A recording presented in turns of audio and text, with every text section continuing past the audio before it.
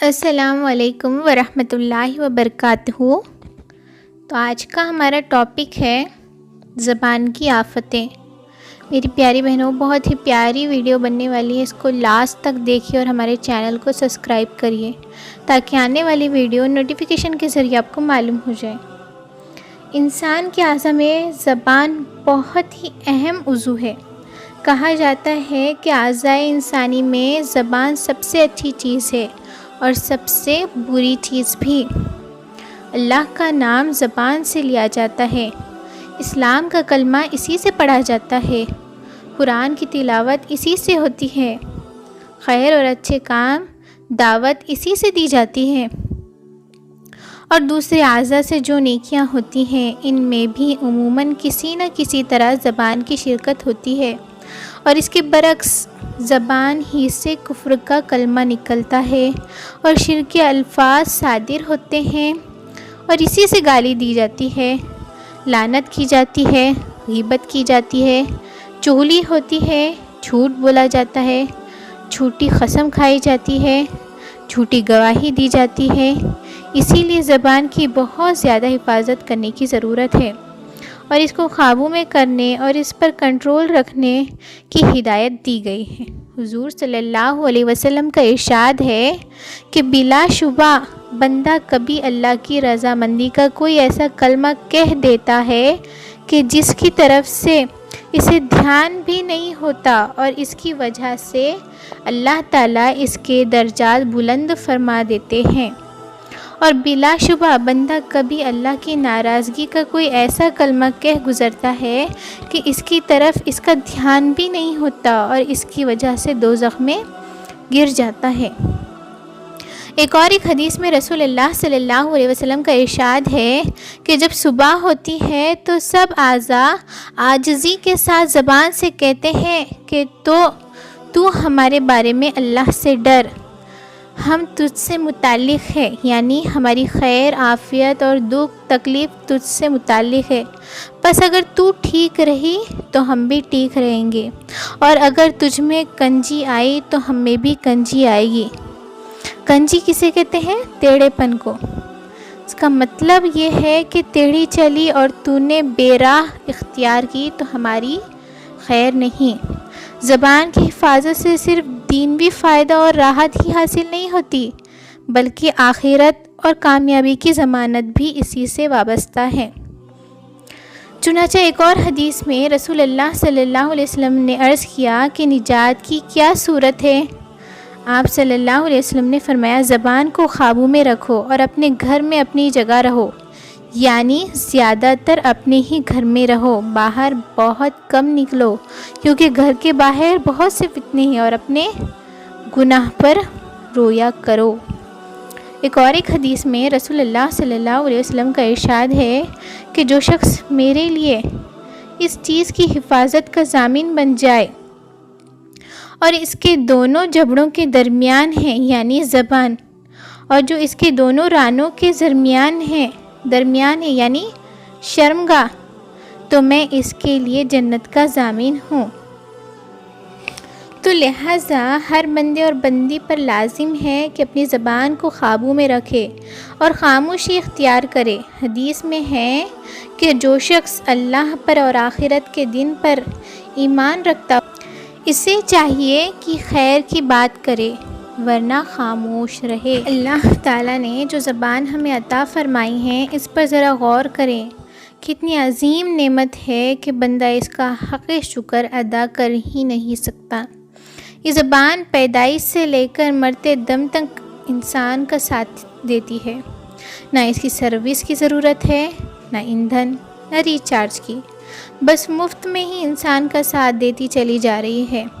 یہ زبان ہماری ملکیت نہیں بلکہ ہمارے پاس امانت ہے، اور جب یہ امانت ہے تو پھر اس کو اللہ کے مطابق استعمال کیا جائے۔ یہ نہ ہو کہ جو دل میں آیا بک دیا، بلکہ جو بات اللہ کے احکام کے مطابق ہو وہ بولی جائے اور وہی بات سنی جائے۔ زبان ہی سے آدمی جنت کا مستحق ہوتا ہے، اور زبان ہی کی وجہ سے دوزخ کا مستحق بنتا ہے۔ اسی لیے زبان کی بہت اہمیت ہے۔ پھر انسان کے لیے زبان بہت بڑی چیز ہے. انسان بنتا بھی زبان سے ہے اور بگڑتا بھی زبان سے ہی ہے. ایک بول گھر کو آگ لگا دیتا ہے اور ایک بول گھر کو جنت بنا دیتا ہے. اس وقت گھروں میں جو سب سے زیادہ فساد ہے وہ زبان کے غلط استعمال کی وجہ سے ہے. جو بازاروں کا فساد ہے، جو سیاست کا فساد ہے، جو عدالت کا فساد ہے، جو وکالت کا فساد ہے اور زندگی کے جتنے شعبے ہیں ان میں جو بھی فساد ہے اس کی مختلف وجوہات ہیں، لیکن ان میں سب سے بڑی وجہ زبان کا غلط استعمال ہے. 90% ہلاکت اسی سے ہوتی ہے. ہمارے نبی صلی اللہ علیہ وسلم نے فرمایا کہ دنیا کے انسانوں کو سب سے زیادہ جہنم میں پھینکنے والا عمل ان کی زبان کی کھیتی ہوگی. اپنی زبان کی کھیتی کٹ کے آئے گی، اسے پھینکتے جائے گی. تو جتنا فساد گھروں میں بھرا ہوا ہے، میاں بیوی میں، ساس بہو میں، سسر بہو میں، بہن بھائی میں، بھائی بھائی میں، ماں بیٹی میں، پڑوسی میں، رشتہ داروں میں، سسرال میں، مائکے میں، اس کے 90% لگائی ہوئی آگ اس زبان کی ہے. تو اس زبان کے صحیح ہوئی اس آدمی کی ساری شخصیت صحیح ہو جاتی. مطلب جس کی زبان صحیح ہوگی اس کی ساری شخصیت صحیح ہوگی. ایک دانے کا قول ہے، زندگی بھر چپ رہنے پر کبھی نہ پچھتایا، جب بھی پچھتایا اپنے بول پر ہی پچھتایا. میں نے یہ کیا کہہ دیا، میں نے یہ کیوں کہہ دیا، زندگی بھر پچھتاوا آیا تو بولنے پر آیا، نہ بولنے پر کچھ بھی پچھتاوا نہیں آیا. زبان کی صفائی پیش ہو جانا گویا پوری شخصیت کی صفائی ہے. اللہ تعالیٰ نے کہا، ما ینطق عن الہویٰ، اس کا بول پاکیزہ ہے اور ذرا بھی اس میں خواہش کی ملاوٹ نہیں. یہ آیت بہت بڑی گواہی ہے. حضرت داؤد علیہ السلام سے اللہ تعالیٰ نے کہا تھا کہ میں نے تمہیں خلافت دی ہے، حق کے فیصلے کرنا اور خواہش کے مطابق نہ ہونا.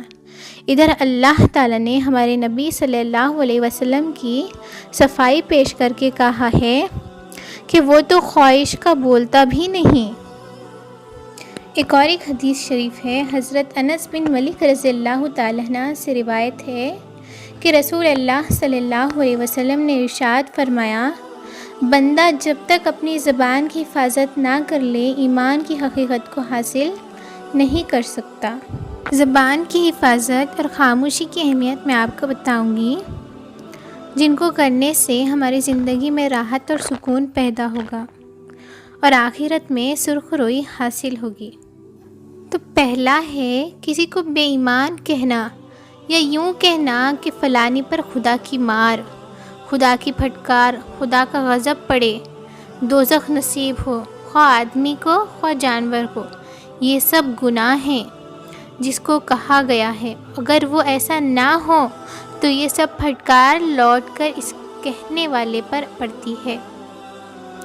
دوسرا ہے دگلی بات منہ دیکھے کی مت کرو، اس کے منہ پر اس کی، اس کے منہ پر اس کی، یہ غلط بات ہے. دوسرا ہے چغل خوری، ہرگز مت کرو، نہ کسی کی چغلی سنو. کسی شخص کی ایسی بات دوسروں تک پہنچانا جس کی وجہ سے دوسرا شخص اس سے بدگمان ہو جائے اور آپسی تعلقات خراب ہو جائے، تو اس کو کیا کہتے ہیں؟ چغل خوری. جھوٹ ہرگز مت بولو. خوشامد سے کسی کے منہ پر تعریف مت کرو اور پیٹھ پیچھے بھی حد سے زیادہ تعریف مت کرو. کسی غیبت ہرگز بیان مت کرو. غیبت یہ ہے کہ کسی کے پیٹھ پیچھے اس کی ایسی بات کہنا کہ اگر وہ سنے تو اس کو رنج ہو، چاہے وہ بات سچی ہی ہو. اگر وہ بات ہی غلط ہے تو وہ بہتان ہے. اس میں اور بھی زیادہ گناہ ہے میری بہنوں. کسی سے بحث مت کرو، اپنی بات کو اونچی مت کرو، زیادہ مت ہنسو، اس سے دل کی رونق ختم ہو جاتی ہے. جھوٹا وعدہ مت کرو. ایسی ہنسی مت کرو جس سے دوسرا ذلیل ہو جائے۔ اپنی کسی چیز یا کسی ہنر پر بڑائی مت بتلاؤ۔ سنی سنائی ہوئی باتیں مت کہا کرو، کیونکہ ایسی باتیں اکثر جھوٹی ہوتی ہے۔ اگر آپ کو میری ویڈیو اچھی لگے تو سبسکرائب کریے۔ جزاک اللہ۔